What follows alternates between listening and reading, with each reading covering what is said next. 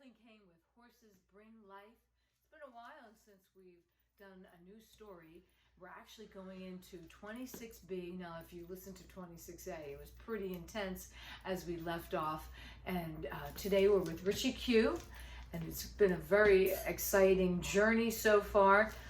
Brooklyn Street Fighter, Surviving the War Zone, and Brooklyn Street Fighter, Surviving the War Zones, author Richard G. Quarantello, also known as Richie Q, and sometimes just Q, or animal rescuer.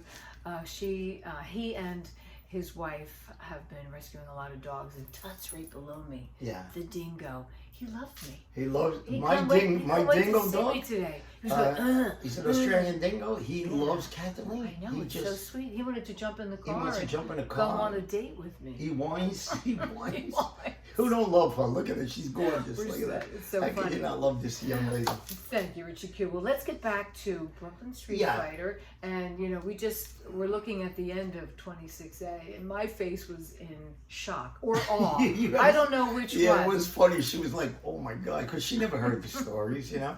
Now, this story ended. It was, it's called, in 1965, I got drafted, went to Fort Dix, training. I wound up getting in a fight with this monster called Harris, you know. I gave him, if you listen to the first one, he got a bad beating. He hit me 3 times, but I'm like, oh, thank you, I love that, you know. So now I give him a beat and I throw him down. I tell the other bros, there's like 10 bros in a room, you know.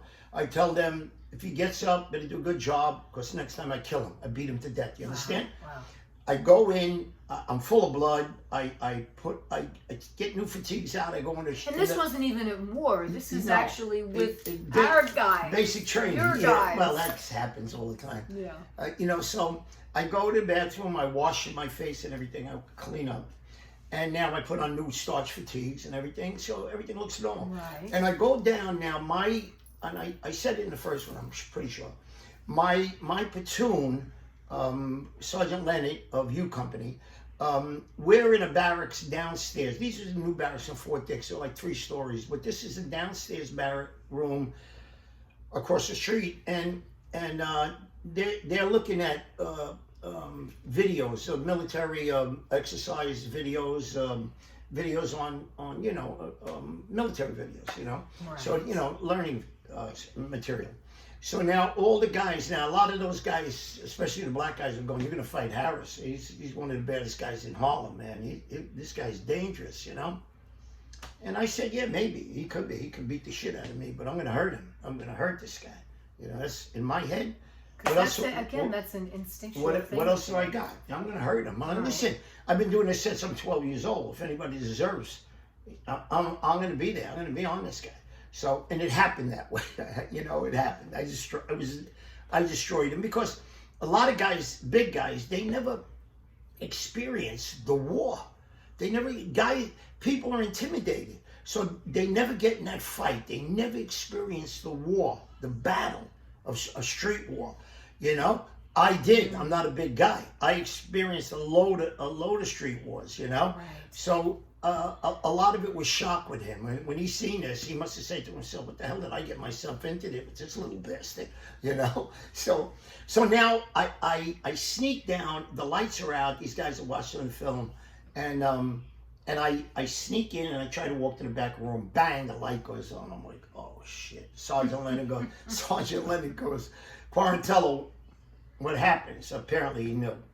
I said, Sergeant, and everybody's staring at me. Now what is he going to say? Now it's dark outside, you know, they got the blinds open, Right. It's dark, and everybody's staring at me, and I go, Sergeant Leonard, I do what I do best, you know. At that point, you see the ambulance lights outside. You see all these red and green, whatever it's called, lights in the street. Everybody's looking at me, then they stare out the window, and then they look back at me, and I go, you know, don't ask me, you know.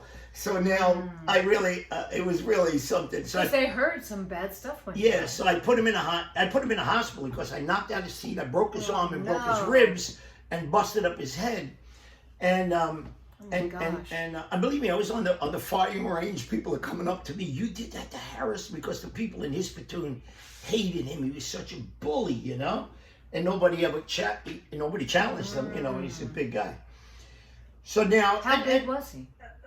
Maybe 6'3", Wow. 220, 210, Wow. something Okay. like that. A lot bigger than you at the Way time. bigger than me, but Yeah. big. I mean, maybe taller, but wide.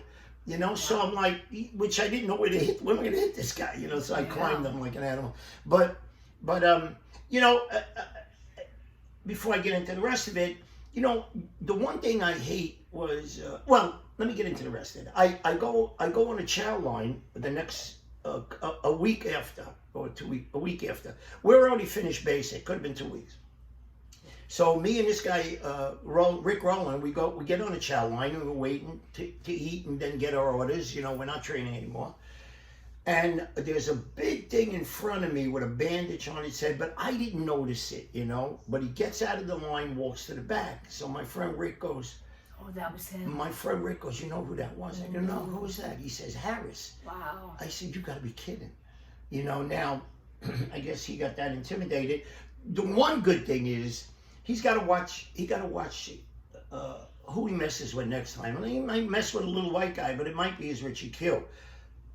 The thing I don't like is, I hate to take a man's spirit. And I think I did with that action. I don't want to take his spirit. The thing I respect the guy for, his country called him, he went. Now, if we were in war together, I don't doubt he'd watch my back like I'd watch his, okay? And that's the way it is in war, okay? This is a macho thing, nothing about racism, prejudice. It has nothing to do with that. It's more of a macho thing. Well, that's where that went, you know. And then I got my orders to go to Fort Gordon, Georgia. Advanced infantry training in Fort Gordon. So did you ever see him again? I went on leave. No, I never seen him again because he got recycled. He didn't advance because he had to do his training all over again. Right. So then I